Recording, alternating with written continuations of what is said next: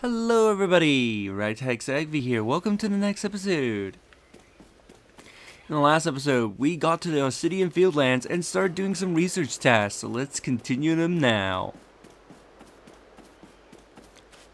So let's start exploring a little bit more of the Obsidian Fieldlands and maybe turn in our research. Or to the end of this episode, who knows? Anyway, I want to explore a little bit of this side of the Obsidian Fieldlands.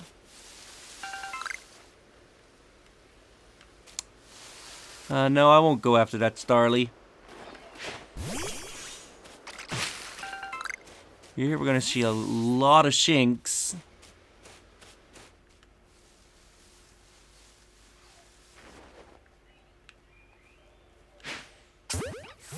Ooh, I was worried that ball wasn't gonna reach. It got us a shinks. And hit that one in the back of the head. I love backstrike.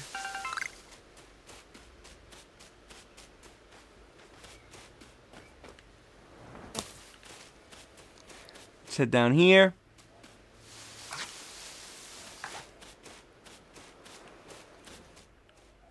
Let's do some sneaky sneaks. Now, one useful berries that you can have that the game doesn't tell you right away, if at all, is that you can toss out berries to lure Pokemon. This is basically a good way if you want to lure them to you. And while they're munching down on the berry, they actually become easier to catch. And also, they'll be so focused on the berry that if you sneak up on them, you can very easily get a backstrike on them. Various berries have a certain amount of durability, so like smaller berries I believe will get eaten up quickly. Bigger berries, bigger types of berries I think take longer for the Pokemon to eat. And any food item you craft I think does last longer and increases the odds of capture. There we can see Alpha Luxio down there.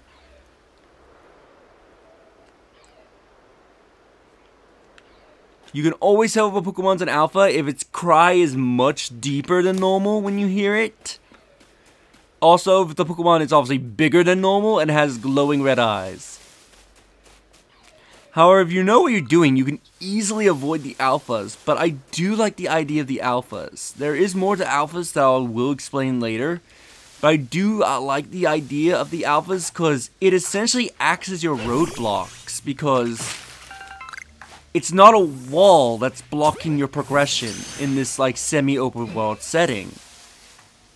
Instead, it's just something intimidating. Oh, you're attacking me.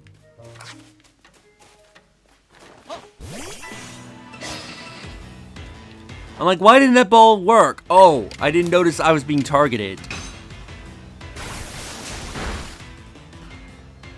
So yeah, I do love the idea of the alpha Pokemon because, again, the alpha Pokemon are oftenly placed in areas that could either get you a lot of resources, certain Pokemon, or just there to try and intimidate you into not exploring certain areas until you're ready.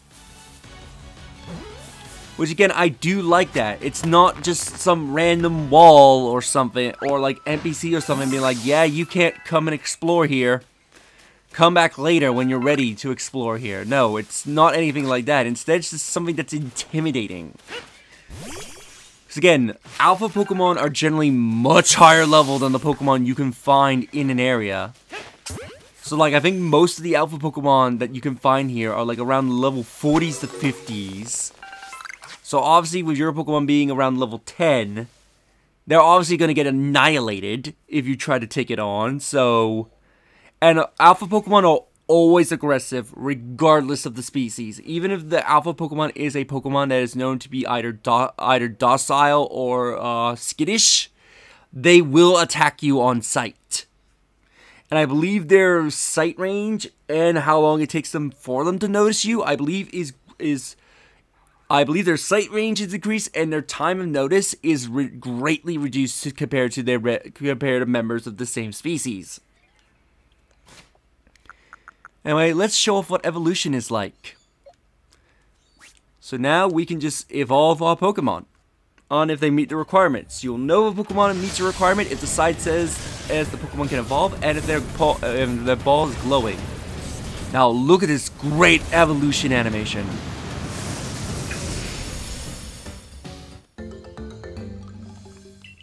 I love the animation for evolution in this game. I just love evolving Pokemon because that looks badass.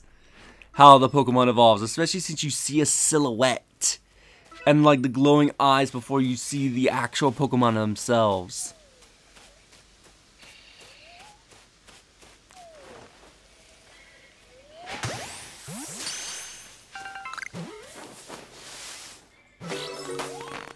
Sweet, we got a Beautyfly.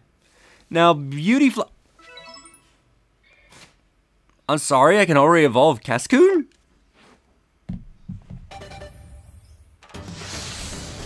I knew it didn't take much to evolve, but I didn't think it was that quick.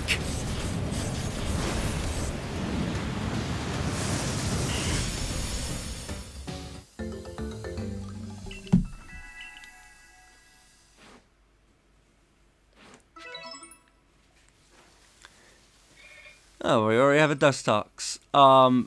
So yeah. Beautyfly here is an example of a species that is docile that becomes aggressive as it evolves. As believe it or not, Cutifly are aggressive Pokemon in this game.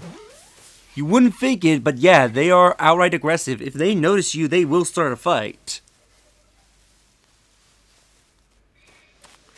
Which is surprising, because Wurmple is docile, it won't attack you at all. And the Silcoon and Cascoons, I believe, are also docile, but can turn aggressive. Okay, what is your level? Ooh, I'm not taking you on in a fight.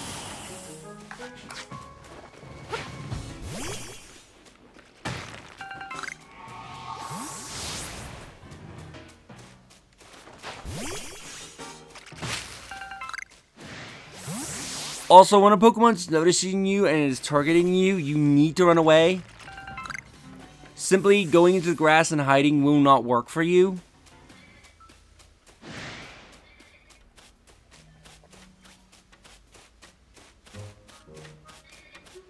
Okay,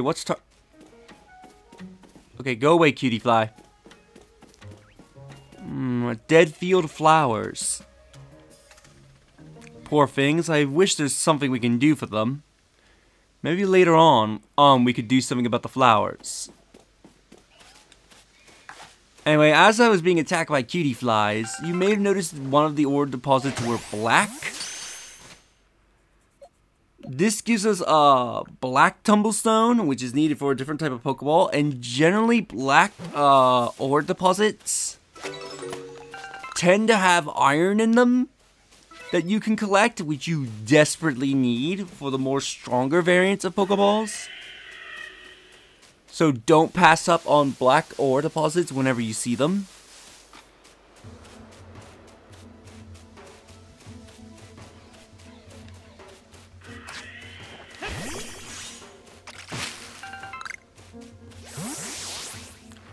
Get some more berries. And some more tumbles. Also, how I'm gonna handle research could also count in this category as well. How I'm gonna handle research and resources is that I'm going to mainly collect resources off screen. So whenever I have an opportunity, I may run around off screen to get additional resources. Ooh, Pichu. Make sure you get this Pichu. Pichu is a rare spawn.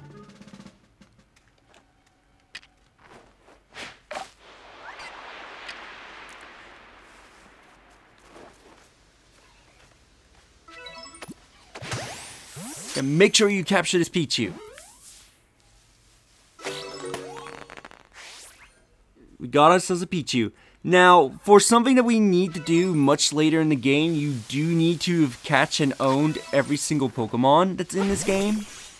So you do not want to pass up catching Pokemon if it is possible. This area is one of the few areas Pichu can spawn in the Obsidian Fieldlands, and it is considered a rare spawn. So Pichu might not always be here when you come and explore the area. So you would have to either wait until the Pokemon spawns reset or change because of change of weather or time of day.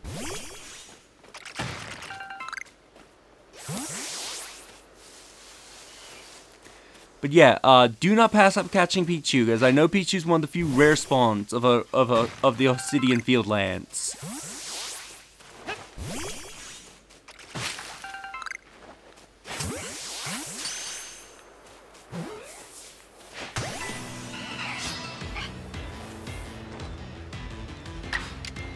Let's get into a fight.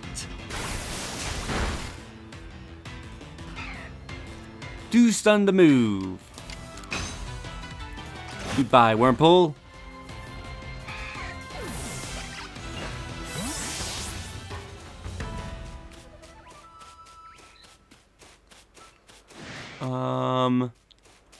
Yeah, I'll get those, I think that's an apricorn tree right there.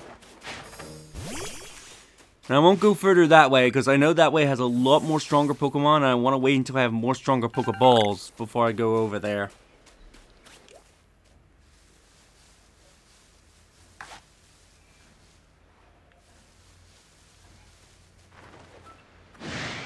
Oh, nope, I've triggered a fight.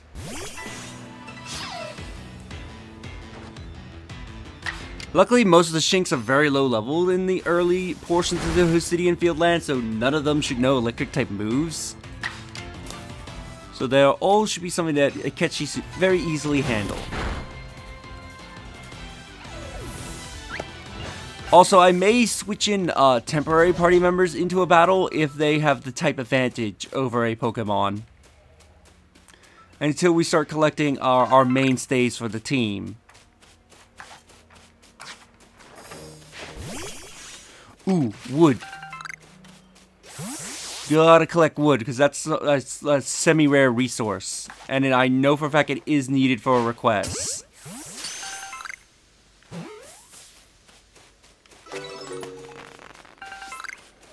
Wood is, from my experience, semi-rare. You can generally find it around trees, but it's up to luck if one even spawns.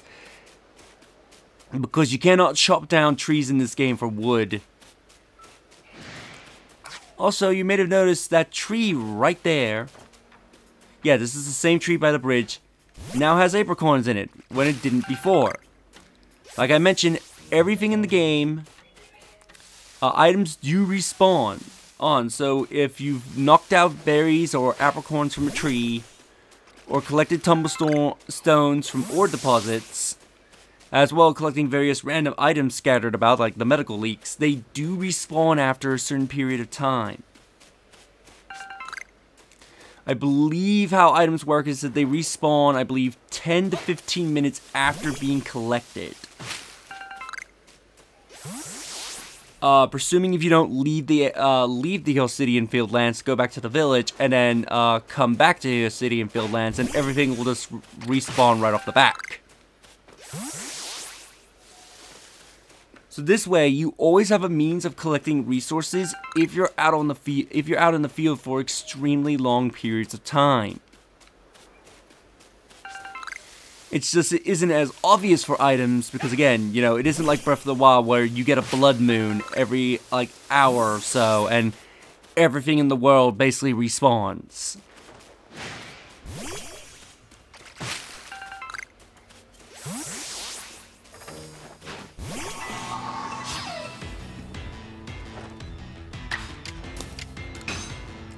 So yeah, items respawning and even Pokemon's respawning is a bit more subtle in this game. Of course, you'll still see them pop in from spawning in if you happen to be in their area when that happens. Pokemon, I believe, are also under a similar timer. If you defeat or catch them after a certain period of time, a new Pokemon will spawn in. I know that Pokemon spawns also spawn in if something causes a change for the spawns. As a change of weather, like if it was to start raining or something, can also force a spawn change. So like these Shinx right here would change to become different Shinx if a spawn change happened. I know that when it switches to day to night, it also changes the spawns, because some Pokemon only come out at night.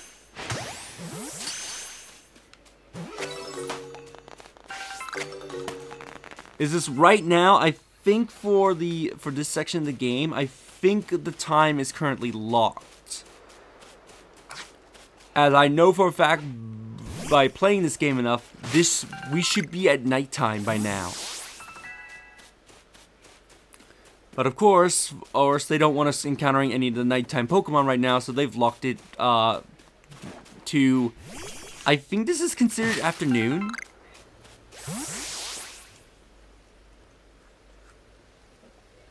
You're really doing quite well for yourself.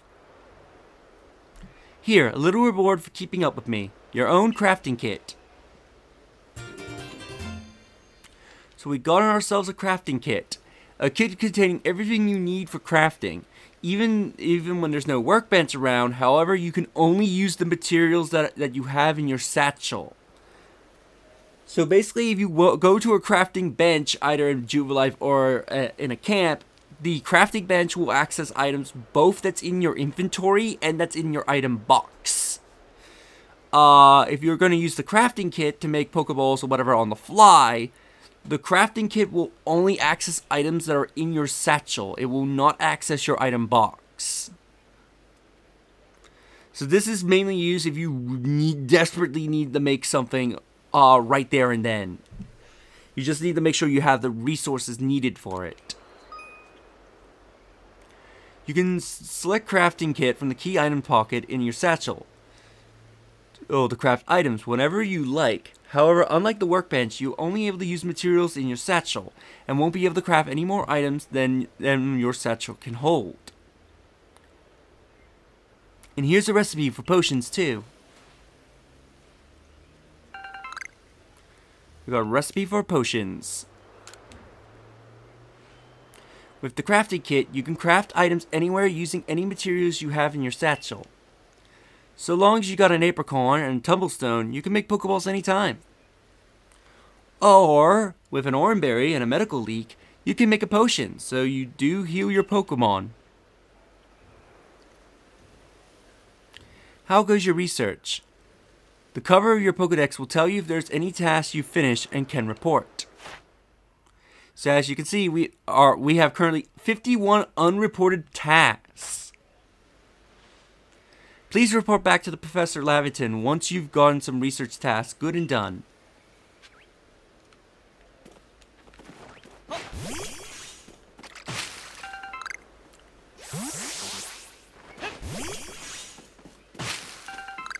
So yeah, let's maybe catch some more Pokemon, fight some more Pokemon, and definitely get some more items before we head back to the village.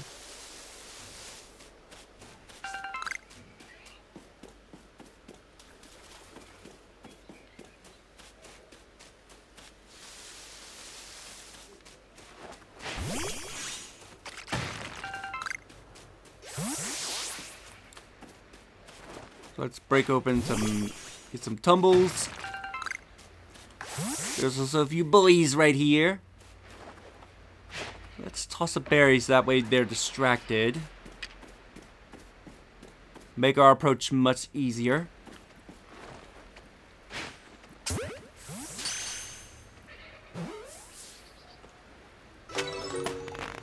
Also, you can go in the water in this game. Do not try swimming, as your character will drown. And I angered the boy.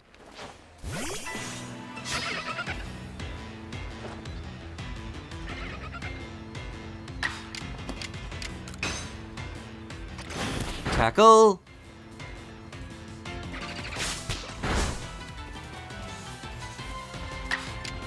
Come on, Akechi, you can do it.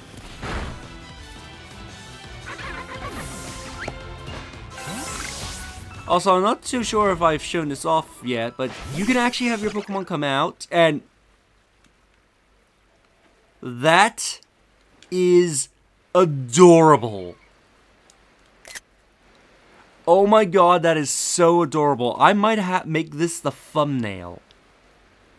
That is that adorable. I have not seen this animation. Oshawott sleeping on its, using its shell as a bed. As like a pillow. That is adorable. What I was gonna say is that you can speak with your Pokemon. I believe this helps make them more friendly towards you. So you can just hang out with your Pokemon whenever you want. You can even send them in water. If a Pokemon is a water type or is known to swim in water, they'll just swim in water naturally like that. If a Pokemon can fly, obviously they'll fly above it. However, if a Pokemon is not known for swimming a whole lot, they'll get a cute little floaty.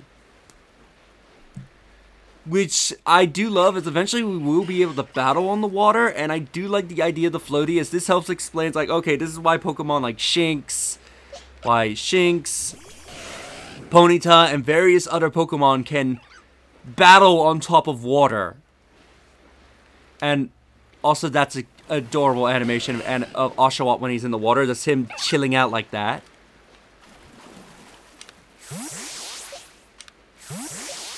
But yeah. I didn't want to send out Bidoof. Oh, that's adorable.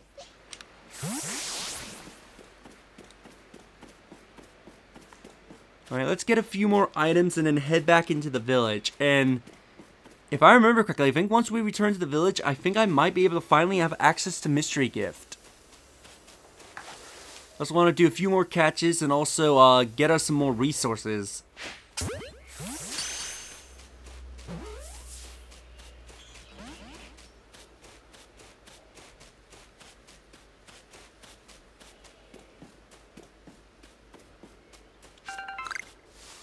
Grab that medical leak. And let's bash open these ore deposits and then we'll head back.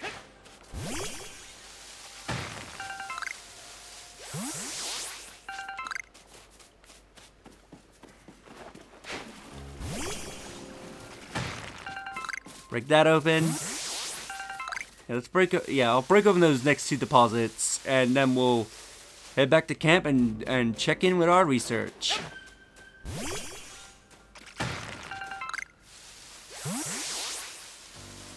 Ooh, might as well try to capture a few Ponytas while we're here as well. Get more of their research done.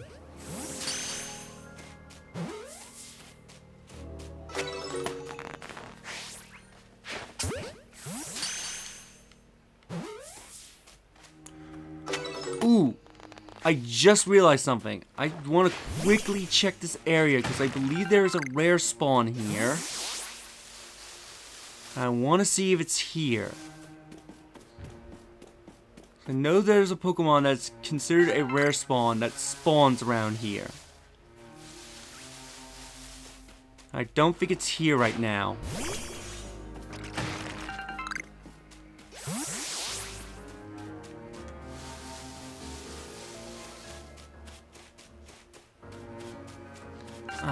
Looks like it didn't spawn in. I'm gonna have to check this area next time we come back to the Fieldlands. If you're feeling worn out, have a rest in a tent at one of our base camps. You can also pass some time if it's nighttime and you're scared to be out surveying the tent. The tent is a fine option.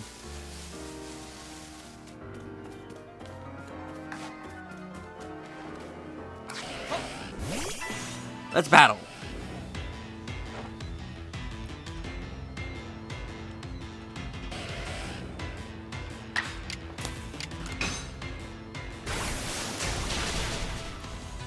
You in a nice Aqua Jet.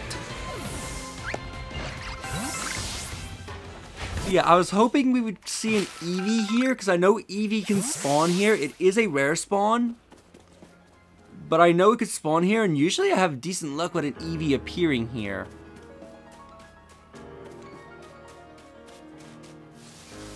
But yeah, it didn't appear this time, so gonna definitely have to look for it there next time, either on screen or off screen. Alright, let's head back to camp and turn into the professor.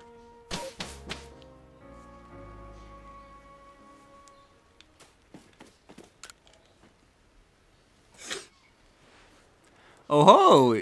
If it isn't a crafting kit, you must have listened effectively intendedly to Akira's teachings. Excellent work, dear boy. This seems a good time to explain to you about the survey reports and rewards they offer. When you submit survey reports, you will receive money based on the level and number of Pokemon you have caught. You will receive more money if you fulfill certain conditions, such as catching a species for the first time. So this is how we're going to be getting our money in the game for the most part. On that note, let me check the research tasks you completed just far. So here we get to see all the Pokemon we've captured so far. This does factor in any Pokemon you've released. Yes, but this is the way to see how much Pokemon you've captured during your survey. During whatever survey you went on. Now, this song, there's various songs in play, and I feel some of the songs they play here are from Pokemon Snap. Because I definitely could tell one of them is a remix of one of the Pokemon Snap songs. But yeah, we can see the various Pokemon we've caught. And this determines how much money we get. How much money you get is based on how many total Pokemon we've caught. If we achieve catching a certain amount of Pokemon or more. Different species caught. So catching a variety definitely helps. The number of Pokemon we caught for the first time, so that gives us a bit of a boost in our money. And Pokemon we've caught using a backstrike. So for this survey report, we've received about pretty much 5,000 bucks.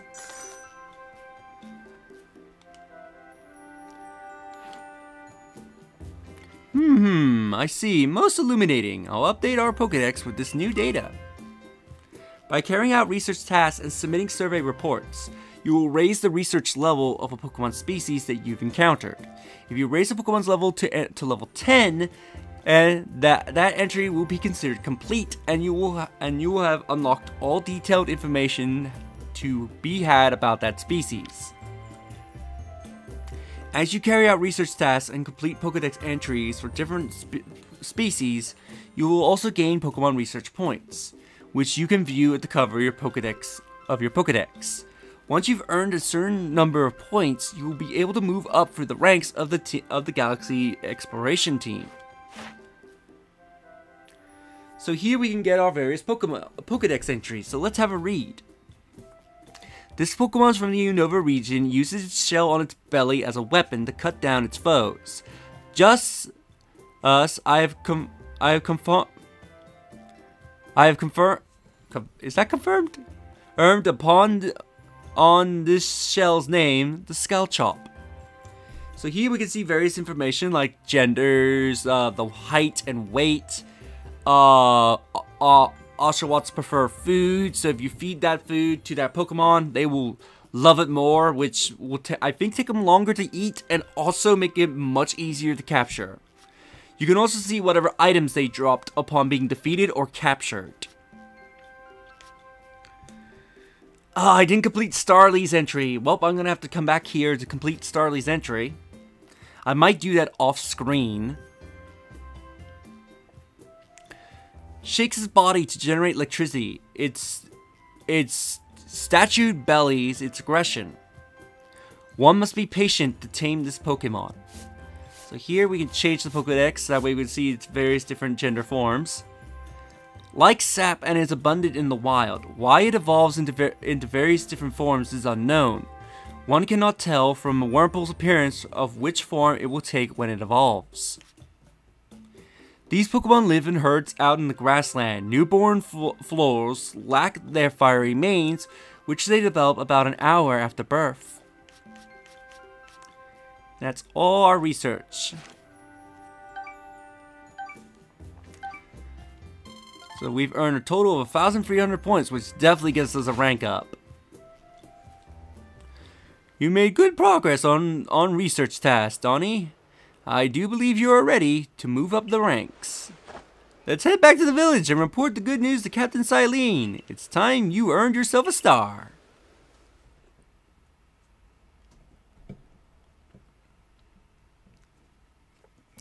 I knew I should have caught or captured some more Starlies.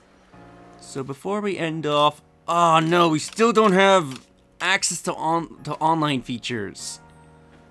Well, I'll end the episode here, and in the next episode, we'll go... if I can, I might go quickly capture some Starlies to get the Pokédex entry of it. If I can, I don't know if the game will let me out of the village. But if not, then in the next... but if not, then we'll have to wait till the next time we can leave. But yeah, next time, we'll head to the Galaxy team and make our report. If you loved this episode, do smash the like button. I greatly appreciate your guys' love and support.